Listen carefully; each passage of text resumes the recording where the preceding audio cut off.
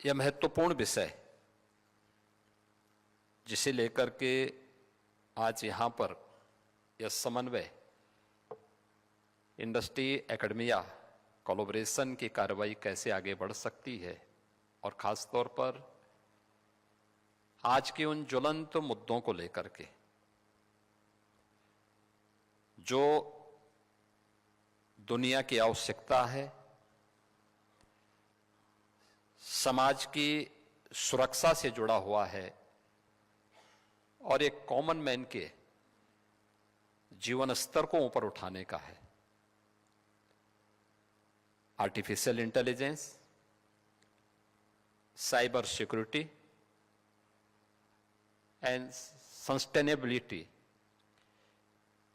इन तीन महत्वपूर्ण पिलर्स को लेकर के यहां पर अलग अलग टेक्निकल सेशन चलेंगे और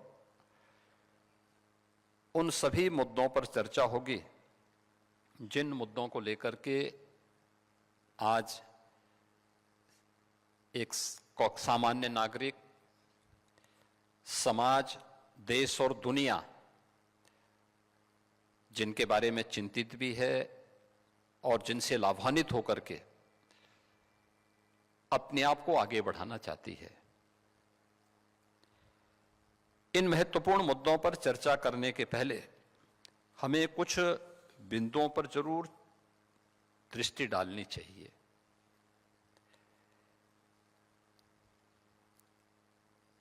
हम लोग जब भारत की बात करते हैं, कुछ लोगों को लगता है कि क्या भारत ये कर सकता है। मुझे लगता है कि यहां पे जितने भी हमारे फैकल्टी मेंबर्स हैं यहां पर, वे सब इस बात को देखते होंगे, जानते होंगे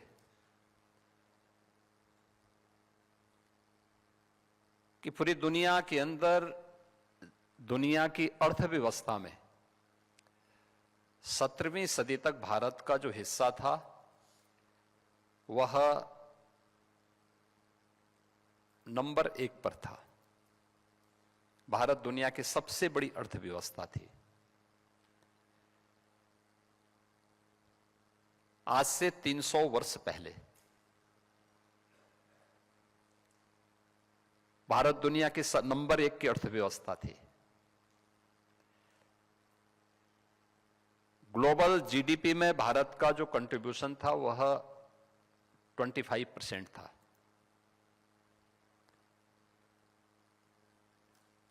एक सदी के बाद भारत नंबर 2 पर आया, चीन नंबर 1 पर आ गया था।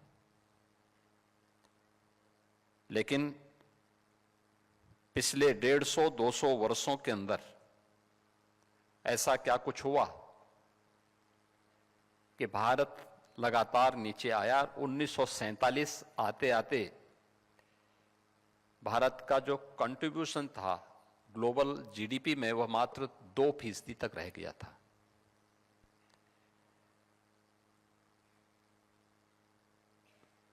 पिछले 11 वर्ष में आपने बदलते हुए भारत को देखा है। ये बदलता हुआ भारत जो आज फिर से दुनिया की सबसे बड़ी तेजी के साथ उभरती हुई अर्थव्यवस्था में से एक है, आज दुनिया की चौथी बड़ी अर्थव्यवस्था बन चुका है और अगले 2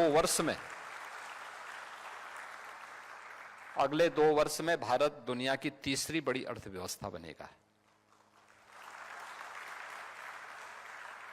तीसरी अर्थव्यवस्था के बाद दूसरी अर्थव्यवस्था बनने का जो समय होगा उसमें इन सब का योगदान होना है।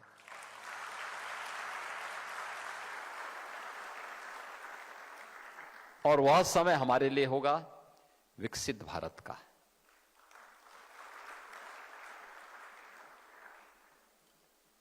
विकसित भारत के बारे में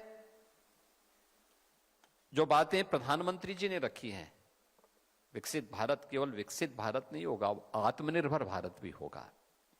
आत्मनिर्भरता जीवन के प्रत्येक क्षेत्र में,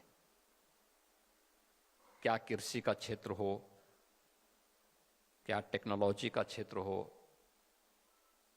क्या जीवन की उन सभी आवश्यकताओं की दृष्टि से जिसको लेकर के आज भारत जिन चुनौतियों का सामना कर रहा है, जो चुनौतियां हमारे सामने हैं, उन चुनौतियों का सामना करने के लिए हम लोगों को कैसे कार्य करना है, इस पर अवश्य हमें विचार करना होगा। और यह इसलिए भी महत्वपूर्ण है, भारत ने इससे पहले ये सब करके दिखाया है। आज जब मैं आईआईटी कानपुर में आया हूं, आईआईटी कानपुर का अपना एक गौरवशाली इतिहास रहा है और पिछले लगभग 6 दशक में आईआईटी कानपुर ने देश के अंदर टेक्नोलॉजी के क्षेत्र में देश को बहुत कुछ देने का प्रयास किया है। अभी मैं पिछले सप्ताह नोएडा के एक सेंटर में गया था।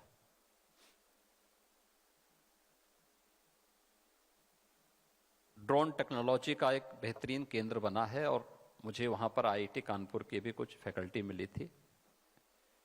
मैंने देखा वहां पर कि नए भारत की सामरिक चुनौतियों का मुकाबला कैसे हमारा युवा कर रहा है और कैसे आईआईटी कानपुर उसमें योगदान देकर के उन चुनौतियों का मुकाबला कर रहा है जो ऑपरेशन सिंदूर के अंदर या अन्य समय में हम लोग या देश झेलता है। हमारे मन में सबसे पहले यह भाव आना चाहिए कि हम कर सकते हैं। याद करिए, दुनिया का सबसे प्राचीन विश्वविद्यालय भी भारत ने दिए हैं।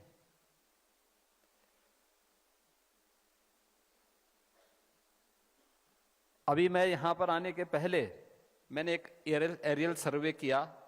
यहां के सेंटर ऑफ एक्सीलेंस मिडटेक का जो एक सेंटर बन रहा है, मैं देख रहा था वहां पे काफी बड़ा स्ट्रक्चर खड़ा हो चुका है और मैं मानता हूं कि अगले वर्ष कानपुर उत्तर प्रदेश वासियों को एक नया मिडटेक का सेंटर उपलब्ध करवा देगा। मैं इस बात को उस समय भी इस बात को अनुभव कर रहा था कि ये चीजें बहुत पहले होनी चाहिए थी। याद रखना, आज का समय प्रतिस्पर्धा का है। हम अगर पीछे छूट गए तो पीछे वाले की गिनती बहुत कम हो पाती है। जो पहले नंबर पर है उसके बारे में लोग मानते हैं, उसी को लोग सोचते हैं। दुनिया के प्राचीनतम विश्वविद्यालय तक्षशिला का एक उदाहरण आपके सामने में रखना चाहूंगा। तक्षशिला प्रभु श्री राम के अनुज भरत के पुत्र के नाम पर, तक्ष के नाम पर उस सिटी का नाम बना और उस विश्वविद्यालय की स्थापना होती है वहां। तक्षशिला विश्वविद्यालय जिसने भारत को सुश्रुत और चरक जैसे आयुर्विज्ञान से जुड़े हुए, आयुर्वेद से जुड़े हुए विद्वान दिए थे। वहां पर अपना अध्ययन करने के लिए जीवक नाम का एक वैद्य भी गया था। वो वैदिकी की शिक्षा लेने के लिए वहां गए थे। काफी दिनों तक वहां रहे। अध्ययन पूरा करने के बाद वह अपने आचार्य के पास जाते हैं, कहते हैं कि मैं बहुत दिन यहां रह चुका हूं, अब मैं वापस जाना चाहता हूं। क्या मैं अपने क्षेत्र में वापस जाकर के, अपने देश में वापस जाकर के इस क्षेत्र में अपने ज्ञान से लोगों को लाभान्वित कर सकता हूं? तो आचार्य ने उन्हें कहा कि भाई मैं परमिशन एक शर्त के साथ दूंगा कि जाइए, ये सामने वन है, इस वन में उस वनस्पति को ढूंढ के लाओ जिसमें औषधीय गुण न हो। तो निकलते हैं, जीवक निकलते हैं, और निकल करके वो 15 दिनों तक उन्होंने पूरे वन की खाक छानी, एक एक जगह देखते गए, और उन्होंने अंत में आकर के अपने आचार्य से कहा कि नहीं, कोई ऐसी वनस्पति नहीं जिसमें औषधीय गुण न हो, और इस वन में कोई भी ऐसी वनस्पति मुझे नहीं मिली। आचार्य ने उन्हें कहा कि आप पारंगत हैं और जाइए, आगे का मार्ग आपका प्रशस्त हो। यह महत्वपूर्ण है इसलिए क्योंकि भारतीय मनीषा ने इस बात को कहा है कि अमंत्रम अक्षरम नास्ति, नास्ति मूलो अनौषधय, अयोग्यो पुरुषो नास्ति, योजकः तत्र दुर्लभ। यानी कोई ऐसा अक्षर नहीं जिसमें मंत्र बनने की क्षमता न हो। आखिर कोई मंत्र बना होगा तो अक्षरों के संयोजन से ही बना होगा ना। और कोई वनस्पति ऐसी नहीं जिसमें औषधि बनने की सामर्थ्य न हो, और मनुष्य कोई ऐसा नहीं जिसमें योग्यता न हो। अगर मनुष्य अयोग्य है, अगर वनस्पति औषधि के योग्य नहीं है, अगर अक्षर मंत्र बनने के योग्य नहीं है, तो मान करके चलिए कि कोई योजक नहीं है, जोड़ने वाला नहीं है। और मुझे लगता है कि आईआईटी जैसे संस्थानों के पीछे की मंशा यही है कि वह उस योजक के रूप में काम कर रहे हैं, और ये समन्वय का कार्यक्रम उस योजक के रूप में एक नई कड़ी की, एक नई भूमिका का निर्वहन करने के लिए आज यहां पर आयोजित है।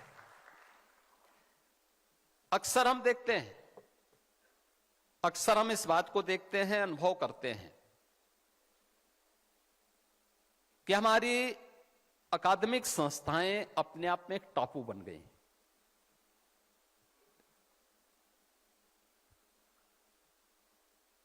और हम लोग भी 2017 में हमारी सरकार बनी,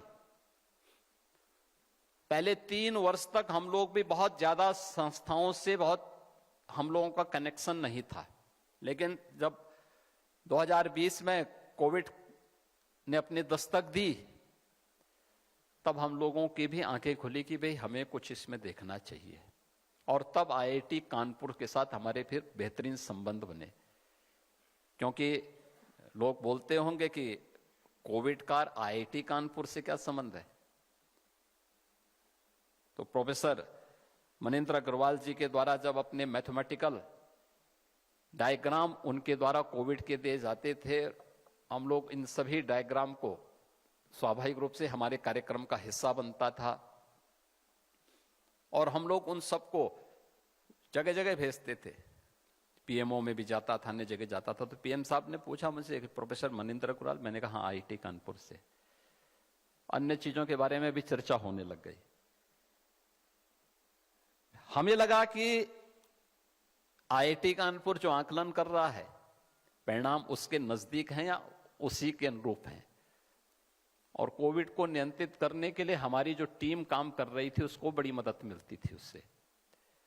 फिर हमने इस कोलैबोरेशन को आगे बढ़ाया, और आज खैर यद्यपि हमें यहां पर डिफेंस मैन्युफैक्चरिंग कॉरिडोर में भी आईआईटी कानपुर सपोर्ट कर रहा है, सहयोग कर रहा है। और मेट्रिक का जो सेंटर ऑफ एक्सीलेंस आपका बन रहा है, उसमें भी हम लोग इसीलिए स्टेट गवर्नमेंट को जोड़े हैं कि राज्य सरकार भी उसमें सहयोग कर सकें, क्योंकि उत्तर प्रदेश इस दिशा में बहुत कुछ योगदान दे सकता है। देश की आबादी का 17 से 18% आबादी जिस राज्य में निवास कर रही हो, और राज्य हाथ पे हाथ धरे हुए नहीं बैठ सकता, उसे इस दिशा में प्रयास करना ही होगा। और फिर हम लोगों ने जब इस क्षमता को देखा है, आज मुझे अच्छा लगा कि समन्वय का एक कार्यक्रम आईआईटी कानपुर और इंडस्ट्री लीडर्स के बीच में या उनके प्रतिनिधियों के बीच में आज यहां पर आयोजित हो रहा है। मेरा यह मानना है कि हर व्यक्ति में कोई ना कोई विजन जरूर होगा, वो कुछ तो सोचता होगा। कुछ लोग सोचेंगे, कुछ लोग उसमें कुछ कदम आगे बढ़ेंगे और कुछ लोग उसको पूरी तरह लागू करने के लिए अपने आप को तैयार कर पाएंगे। याद रखना, मन के भी जो चेतना है हमारी, उसकी भी 3 गति होती है। एक है जो केवल चेतन अवस्था में रहता है, हम चेतन स्थिति में हैं, हमने सोचा। हर व्यक्ति सोचता है, कभी उस कुछ सोचता है, कभी कुछ सोचता है।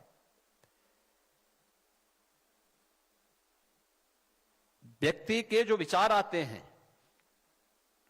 उसके चेतन मन के भी हो सकते हैं और उसकी उस दूसरी अवस्था के भी हो सकते हैं, जिसे आप अवचेतन मन कह सकते हैं। लेकिन एक मन वह भी है जिसका उपयोग मनुष्य नहीं कर पाता है, बहुत बिरला ही उसका उपयोग कर पाता है, और वह है अचेतन मन। बहुत बड़ा मस्तिष्क का आपका बहुत बड़ा हिस्सा ऐसा है, और जिसको धीरे धीरे करके आज उसके कुछ पार्ट को आज हम आर्टिफिशियल इंटेलिजेंस के रूप में उपयोग कर पा रहे हैं, जिसके बारे में भी हम लोग स्वयं जिसके बारे में कार्य नहीं करने देना चाहते हैं। मन को बहुत दबाव डालने में हम लोग घबराते हैं, तो उसका उपयोग वहां से हो रहा है। लेकिन हमें इस बात को याद रखना होगा कि टेक्नोलॉजी मनुष्य के लिए है, मनुष्य टेक्नोलॉजी के लिए उस हद तक नहीं है कि वो हमें हाँकने लग जाए, हमारे द्वारा चालित हो, हम उसको चलाएं मानवता के हित में, अपने देश के हित में। और उस दिशा में प्रयास अगर हमारे होंगे तो उसके परिणाम भी हम सबके सामने आएंगे। मुझे याद आता है, मैं जिस परंपरा से आता हूं, हमारे महायोगी गोरखनाथ जी ने कहा था कि पिंड माही ब्रह्मांड समाया है, यानी जो कुछ भी इस संपूर्ण ब्रह्मांड में है वह सब कुछ आपके शरीर में है। उसको ढूंढने की आवश्यकता है, उसको देखो तो। हमारा शास्त्र भी कहता है यथ पिंडे तत् ब्रह्मांडे, यानी सब कुछ है आपके पास, बस उस दिशा में एक दृढ़ इच्छा शक्ति के साथ आगे बढ़ने की आवश्यकता है। और आईआईटी कानपुर इसलिए भी क्योंकि देश का पहला कंप्यूटर तो आईआईटी कानपुर ने दिया था, और इसीलिए जब क्वांटम कंप्यूटिंग की बात आई तो मैंने सबसे पहले आईआईटी के डायरेक्टर को फोन किया। मैंने कहा एक पत्र मुझे तत्काल बना के भेजे, इसको तत्काल हमें आगे बढ़ाना है। और मुझे प्रसन्नता है कि आज क्वांटम कंप्यूटिंग में भी आईआईटी कानपुर कार्य कर रहा है।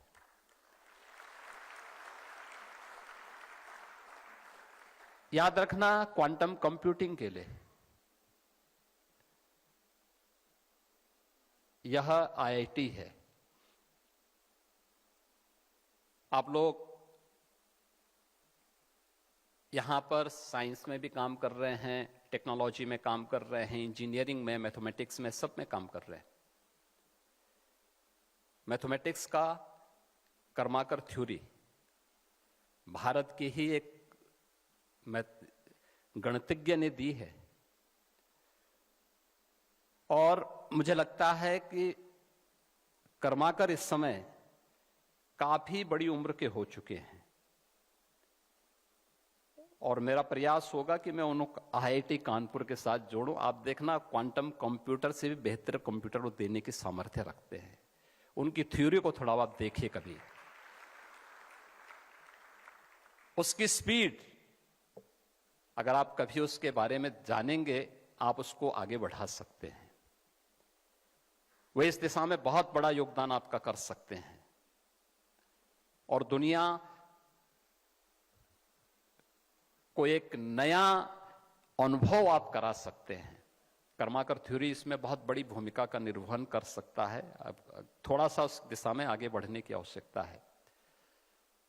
लेकिन आज इंडस्ट्री की जो आवश्यकता है, इन 3 महत्वपूर्ण विषयों को लेकर के हमने पिछले 8 साढ़े 8 वर्ष के अंदर प्रधानमंत्री मोदी जी के नेतृत्व में उत्तर प्रदेश के अंदर, आप में से ज्यादातर लोगों ने उत्तर प्रदेश को बदलते हुए देखा होगा,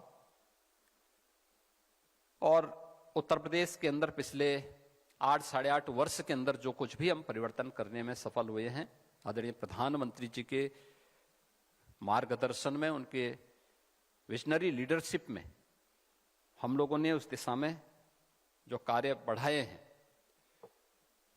उसके बेहतरीन परिणाम भी हम सबके सामने आए हैं। हम मानते थे 2017 के पहले एक निराशाजनक वातावरण था। लोगों के मन में लगता था कि ये सब नहीं हो सकता है। देश के अंदर भी धारणा बन चुकी थी कि उत्तर प्रदेश सुधरने वाला नहीं है। उत्तर प्रदेश की जो चुनौतियां थी वे सबके सामने थी। याद करिए, उत्तर प्रदेश, मैंने आपको बताया ना, भारत तो 1947 में आते आते उसका वैश्विक अर्थव्यवस्था में केवल 2% योगदान रह गया था। लेकिन भारत की अर्थव्यवस्था में उत्तर प्रदेश 1947 में भी और 1960 के दशक में 14% योगदान अकेले उत्तर प्रदेश करता था। लेकिन 1960 के बाद लगातार डाउनफॉल पे गया, लगातार गया। 2017 तक आते आते इसका जो कंट्रीब्यूशन था वो 7 से 8% के आसपास रह गया था।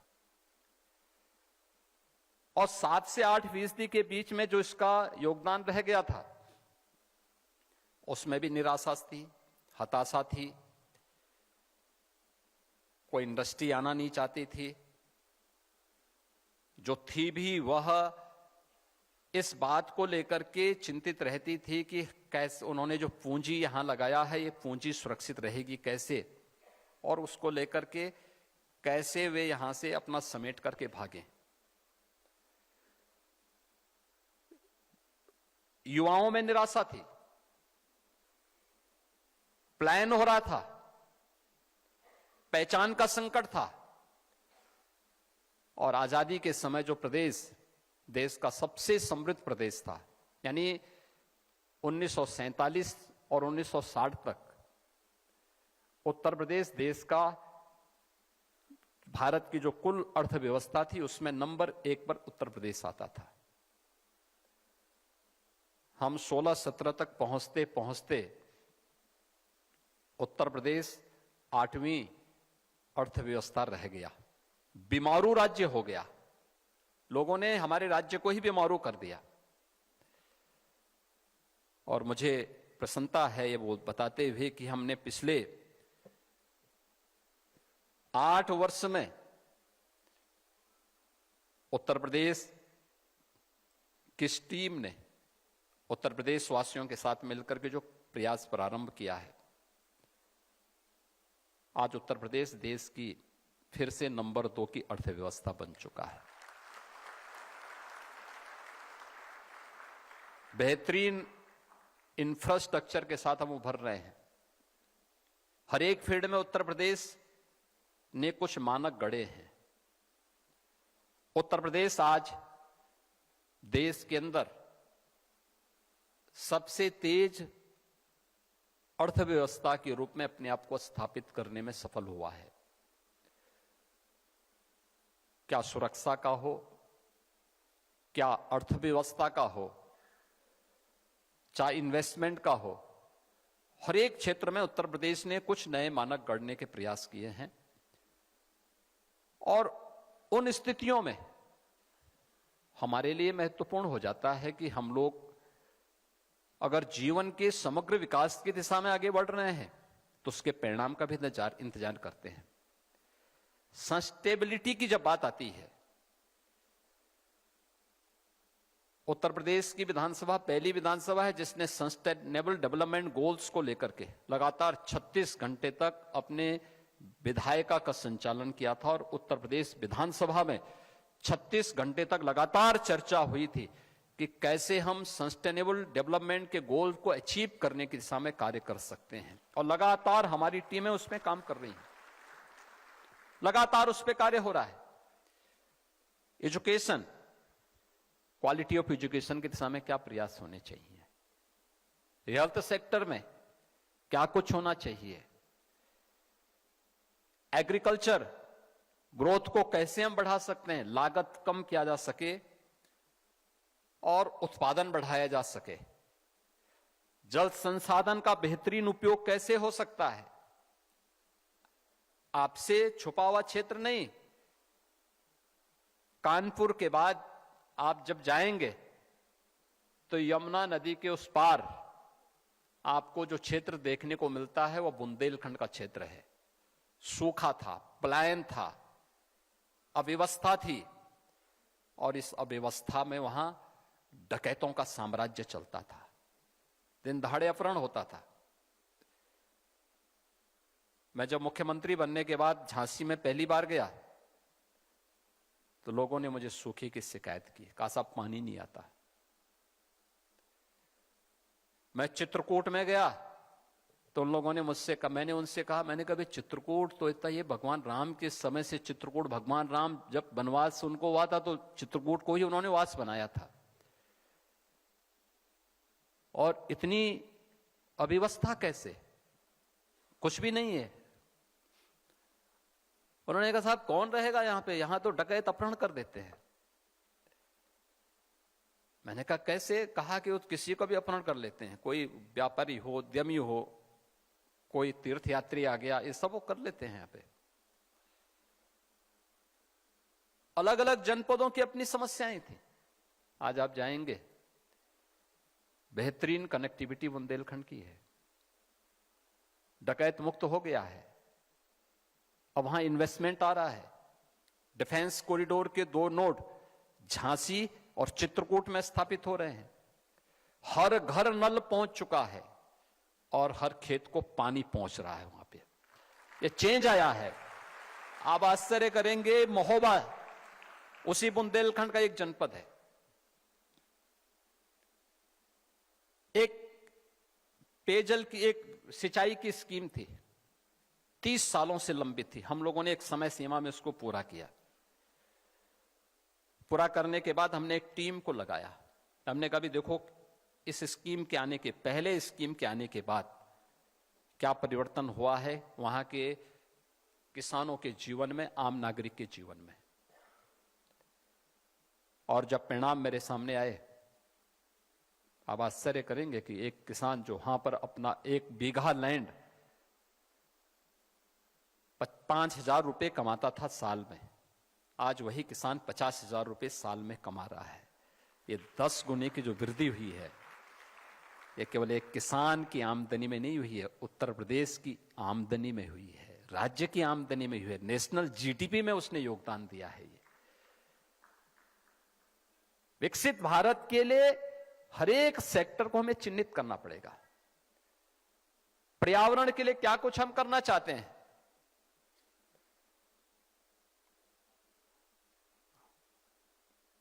हम प्राकृतिक वातावरण का विकल्प नहीं दे सकते। याद रखना, वह सस्टेनेबिलिटी के लिए वह अत्यंत महत्वपूर्ण भूमिका का निर्वहन करेगा। और उत्तर प्रदेश देश का पहला राज्य है जिसने पिछले 8 वर्ष में 240 करोड़ वृक्षारोपण के एक रिकॉर्ड को बनाया है पूरे देश के अंदर। हर वर्ष बरसात का समय आता है और हर एक जगह हलचल शुरू होती है। आज फॉरेस्ट रिसर्च इंस्टीट्यूट भी इस बात को स्वीकार करता है कि उत्तर प्रदेश में फॉरेस्ट कवर बढ़ा है, फॉरेस्ट कवर भी बढ़ा है। यानी सस्टेनेबल डेवलपमेंट के वे सभी 16 गोल्स को अचीव करने की दिशा में जो प्रयास प्रारंभ हुए हैं, आज उसका परिणाम है कि 6 करोड़ लोग उत्तर प्रदेश के अंदर गरीबी रेखा से उभर करके आज एक सामान्य नागरिक के रूप में जीवन यापन कर रहे हैं, उन्हें भी अच्छा जीवन, क्वालिटी ऑफ लाइफ के बारे में वे भी सोच सकते हैं, खुशहाल जीवन के बारे में वे भी सोच सकते हैं। यह परिवर्तन लाया जा सकता है। साइबर सिक्योरिटी के बारे में हम बेहतरीन रिजल्ट दे सकते हैं। आज सबसे ज्यादा हमारे सामने चुनौती है साइबर सिक्योरिटी के क्षेत्र की, सबसे ज्यादा मामले आ रहे हैं और राज्य सरकार ने भी उस दिशा में कुछ कदम बढ़ाए। पिछले 8 वर्ष के दौरान हम लोगों ने, जब हम लोग आए थे, केवल हमारे पास 2 थाने थे। एक थाना था गौतम बुद्ध नगर में, एक लखनऊ में, और दोनों भी क्रियाशील नहीं थे। हम लोगों ने आने के बाद सबसे पहले 75 के 75 जनपदों में एक साइबर सिक्योरिटी से जुड़ा हुआ साइबर थाना की स्थापना की। फिर हमारे जो 1583 थाने थे राज्य भर के, इन सभी में साइबर हेल्प डेस्क भी दिया। और उत्तर प्रदेश के अंदर कानून के राज की स्थापना की दिशा से अपनी state forensic and cyber security का इंस्टीट्यूट की भी स्थापना राज्य के अंदर करते हुए आज वहां पर बेहतरीन इकोसिस्टम को डेवलप किया है। लेकिन अभी इसमें बहुत कुछ किए जाने की आवश्यकता है। अभी इस दिशा में बहुत कुछ करने की गुंजाइश है और उस दिशा में हम लोग आईआईटी कानपुर के भी संपर्क में हैं और आईआईटी कानपुर से भी सहयोग की अपेक्षा रखते हैं। हर एक क्षेत्र में बहुत कुछ करने की गुंजाइश है और मेरा मानना है कि यह एक नया फील्ड होगा जिसमें हमें कार्य करने की आवश्यकता है। उसमें खासतौर पर मैं इस बारे में आज कहूंगा कि आईआईटी कानपुर इस दिशा में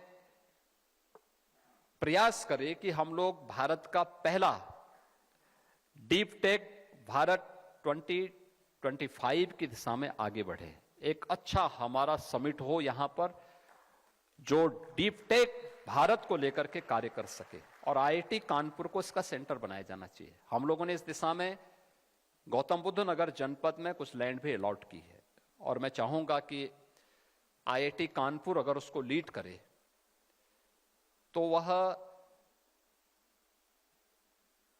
ओवरऑल पूरे देश के अंदर एक नई, उन जो हमारी आज की जो चुनौतियां हैं उन चुनौतियों की दिशा में हम सबको एक नया एक लीडरशिप देने की सामर्थ्य आईआईटी कानपुर में है। उस जो युवाओं के मन में एक आशंका है उस आशंका को हम दूर कर सकते हैं जिसमें हम लोग काफी इसमें कार्य कर सकते हैं। इसके लिए आपके लिए डीआरडीओ, इसरो और भी अन्य संस्थाएं बेहतर सहयोग करने के लिए आगे आ सकती हैं। मैं साथ ही यहां पर जो हमारे इंडस्ट्री से जुड़े हुए डेलीगेट्स हैं, उनके लीडर्स हैं, उनसे भी मैं आग्रह करूंगा, याद रखना कि हमें तात्कालिक रूप से भले ही ये लगता हो कि हमारा मुनाफा हमें आगे बढ़ा देगा, हमारा प्रयास होना चाहिए कि मुनाफे का भी हमें एक बड़े पार्ट का उपयोग इनोवेशन के लिए एंड रिसर्च एंड डेवलपमेंट के लिए आगे बढ़ाना चाहिए, देना चाहिए। उसमें कंट्रीब्यूशन अपने स्वयं के उस फील्ड में आगे बढ़ने के लिए तैयार होना पड़ेगा। मैं आईआईटी कानपुर से इस बारे में कहूंगा कि इनको एक बड़े सेंटर के रूप में अपने आप को स्थापित करना चाहिए जो खास तौर पर मॉडल स्टडी के बारे में इंस्टीट्यूशन को बता सके। जो मैंने पहले भी कहा कि हमारी संस्थाएं ज्यादातर माहौल न होने के नाते उस बीमारी से ग्रसित हो गई थी जो उत्तर प्रदेश के अंदर एक ठप्पा लग गया था बीमारू राज्य का। वे टापू बन गई अपने आप में, उनका किसी से कोई संबंध नहीं, कोई संवाद नहीं। जो सेल्फ फाइनेंस थी तो ये सरकार से केवल मान्यता लेती थी, एफिलिएशन की कार्रवाई करते थे, अपने परंपरागत जो पाठ्यक्रम था उस पाठ्यक्रम के साथ ही झूलते रहते थे, पेंडुलम बनकर के झूलते रहते थे। उन्हें अन्य चीजों से बहुत कुछ, उनका बहुत दूर दूर तक संबंध नहीं रह गया था। और जो गवर्नमेंट से ग्रांट पाते थे या गवर्नमेंट के थे, उनकी इतनी फुर्सत नहीं थी उनके पास, क्योंकि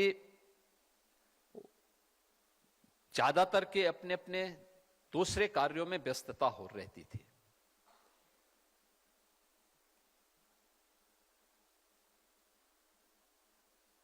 यहां पर मॉडल स्टडी के लिए कोविड कालखंड में हम लोगों ने प्रोफेसर मनिंदर अग्रवाल जी के नेतृत्व में यहां पर एक टीम को इसके बारे में कहा था कि उत्तर प्रदेश के अंदर कोविड मैनेजमेंट पर जो कार्य हुआ है, आप इस पे एक स्टडी करिए। मॉडल स्टडी यहां पर आईआईटी कानपुर ने किया था और अच्छी दिशा में बढ़ा था। हमें अभी इस दिशा में बहुत कुछ करना होगा। जो मैंने आपको बताया था ना, चेतना के जो अलग अलग आयाम हैं, ये भी आपको उसी दिशा में आगे बढ़ाते हैं। जो चेतन मन है वो आपकी मॉडल स्टडी का माध्यम बन सकता है, और चेतन मन है वहां आपके इनोवेशन का आधार बन सकता है, और अचेतन मन है वो आपका R&D का एक बहुत बड़ा टैंक बन सकता है। एक थिंक टैंक के रूप में आप अपने आप को स्थापित कर सकते हैं।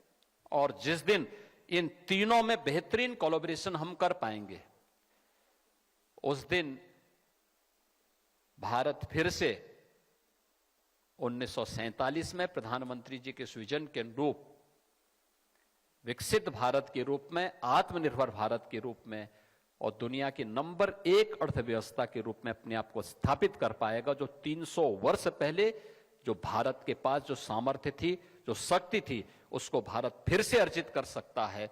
उसको अर्जित करने की दिशा में हम सबको एक सामूहिक प्रयास करना होगा।